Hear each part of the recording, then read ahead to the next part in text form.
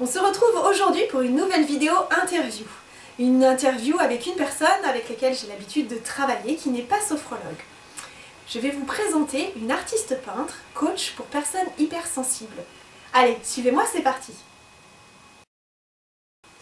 Bonjour, je suis Marie-Gabrielle Chupier, sophrologue relaxologue au Plessis-Bouchard dans le Val d'Oise.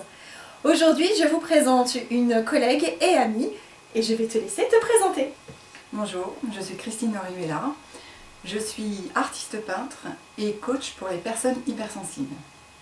Je les accompagne dans leur développement personnel et pour ce faire, j'ai une baguette magique, les arts plastiques et puis une autre, la psychologie positive.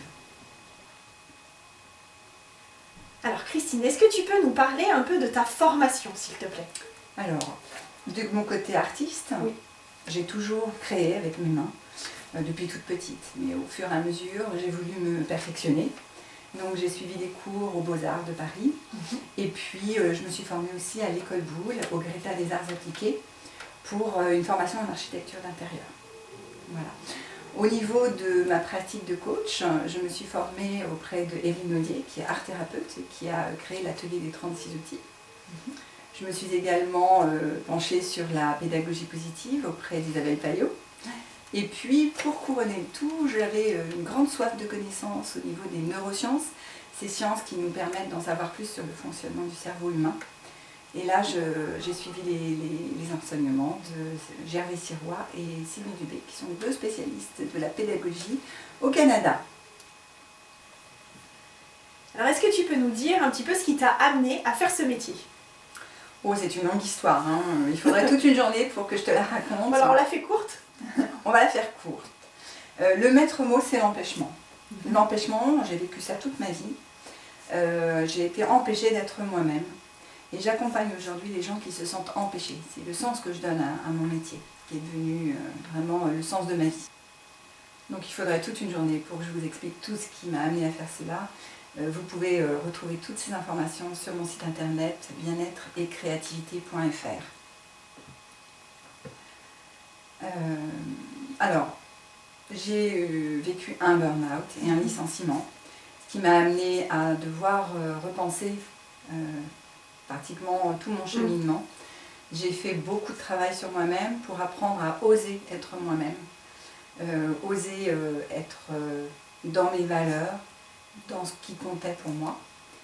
Et en faisant ce cheminement, les arts plastiques m'ont beaucoup aidé, bien sûr, ça m'a aidé à me reconstruire.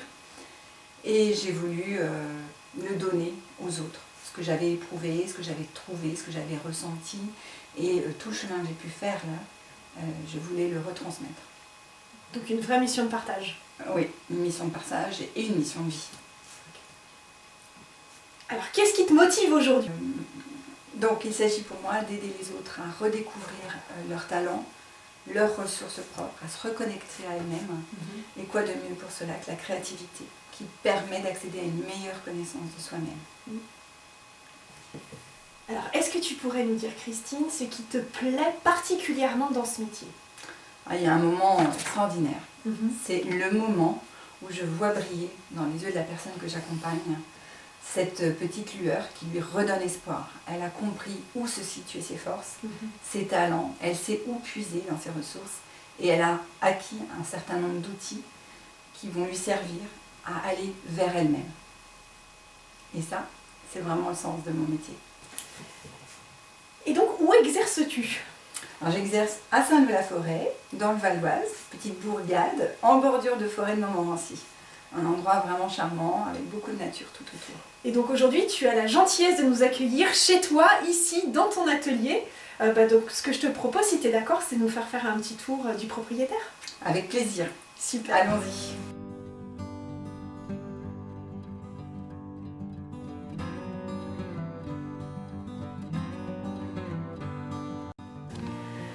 Alors vas-y, fais-nous faire un petit tour de ton atelier. Voilà, alors ici c'est la bulle créative, hein, j'appelle ça ma bulle, la bulle. Voilà, il y a plein de choses, plein de matériel. Hein. Ici on est en mode vacances, donc c'est encore un petit peu fouillis. Hein.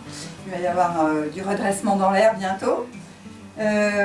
Ici on a plusieurs sièges qui nous permettent d'être très modulable en fonction du nombre de personnes, mais jamais plus de 6. Ici, on affiche ce qui est produit. Là, c'est un projet qui est en cours. Je vous en dirai plus bientôt. Ici, le lavabo, l'évier, la partie où on essaye de laver les pinceaux. Voilà. Ici, tout un meuble consacré soit à des revues, des livres, de la documentation. Beaucoup de revues pour les ateliers collage nécessaires. Je vous ouvre un petit peu les portes. Allez, vas-y, on est curieux.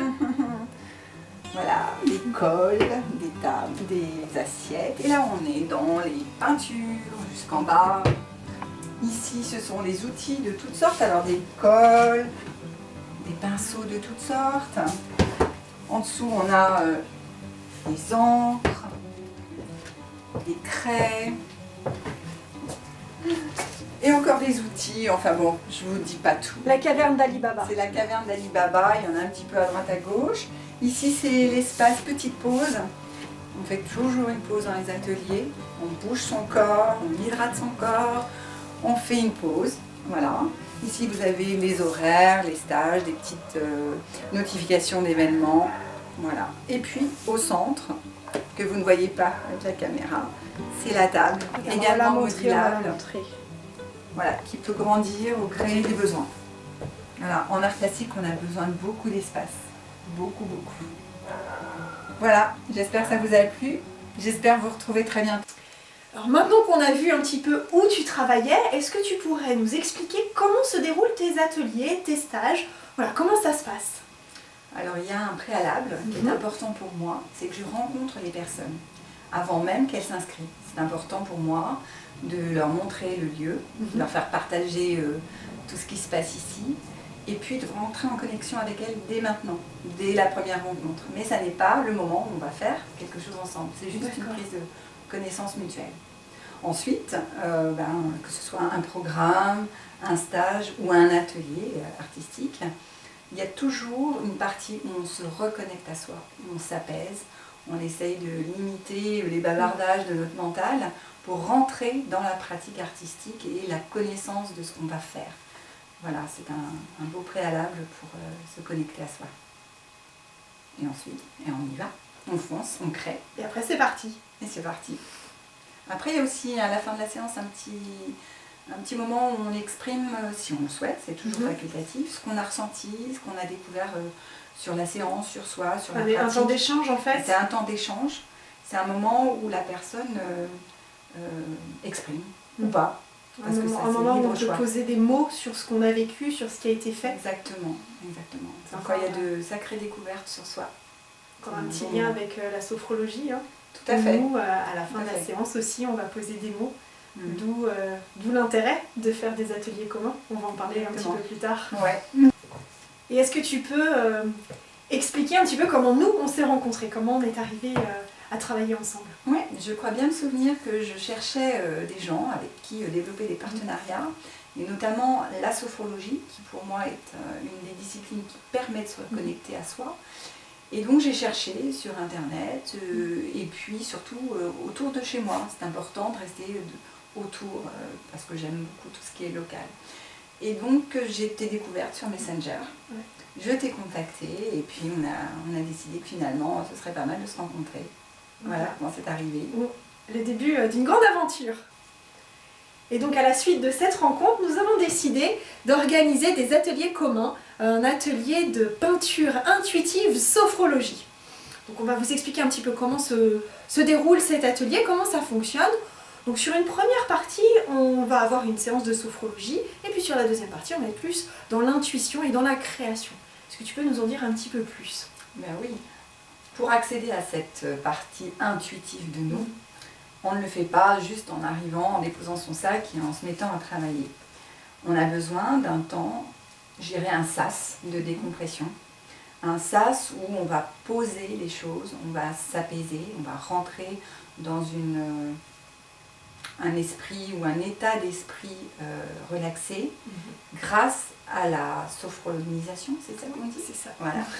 Et ensuite, cet état-là va permettre d'accéder à une partie de nous-mêmes, alors en conscience ou en inconscience, la limite n'est pas toujours très franche, mais ce qui est intéressant, c'est que ça donne des résultats extraordinaires. On n'a pas été déçus, hein, non, pas du ce qui a tout. été produit, ça a été de véritables pépites, mais pépites pas forcément esthétiques, hein. Moi c'est ce que j'explique dans les ateliers, on n'est pas là pour produire forcément quelque chose d'esthétique, même si ça peut l'être, hein, tout à fait. Mais le but, c'est le cheminement, c'est ce qui nous amène à produire ça. Et souvent, lorsqu'on est dans l'intuition, on produit des choses dont on n'avait justement pas conscience. En fait, dans le processus de cet atelier, on va utiliser la sophrologie comme levier pour faire sauter les cadenas et permettre d'aller peut-être un petit peu plus loin que s'il y avait eu juste l'atelier de peinture tout seul. Voilà. Cette reconnexion est favorisée par cette mise en condition, hein. C'est une petite préparation mentale et physique. Hein. Oui, un petit peu. Il y a les deux. Il y a les un deux. petit peu. Oui. Mais voilà, donc des productions extraordinaires, mais on ne vous en dit pas plus parce que ça, c'est de l'ordre de l'intime. Et ça ne va le rester. Voilà, donc on arrive à la fin de cette interview. Et puis je vais te poser ma petite question bonus que je pose à toutes les personnes avec qui je partage ce moment, qui est: est-ce que tu voudrais bien nous partager ton petit rituel du matin? Mon rituel du matin. Alors, eh bien, j'aime beaucoup me réveiller naturellement. C'est-à-dire que je ne suis pas dans le noir complet, donc je perçois la lumière du jour. Donc je me réveille le plus naturellement possible avec la lumière du jour, bien sûr. Si je n'ai pas un rendez-vous important dans la matinée, des bonheurs. Et puis, j'ai pris l'habitude aussi de prendre un grand verre d'eau que je bois en conscience, lentement. Je réhydrate mon corps, je reprends le lien avec la réalité. Et puis ensuite, je me prépare un bon petit-déj avec des fruits frais, un thé vert, et puis de temps en temps quand même une bonne tartine de beurre avec du miel, voilà. Et puis je suis prête à entamer ma journée, mais avant, j'essaie d'avoir au moins un moment avec la pratique de la cohérence cardiaque. Dans l'idéal, j'aimerais bien faire une séance de méditation, mais ça c'est plus compliqué. Je le fais quand j'ai un peu plus de temps. Oui, voilà, c'est plus un problème de temps. Mais voilà. Du coup, il y a quand même un exercice de cohérence cardiaque tous les matins avant de commencer la journée. C'est important. C'est un petit peu ton secret pour affronter. Voilà, pour commencer déjà zen. Super. Écoute, merci beaucoup Christine pour cet échange.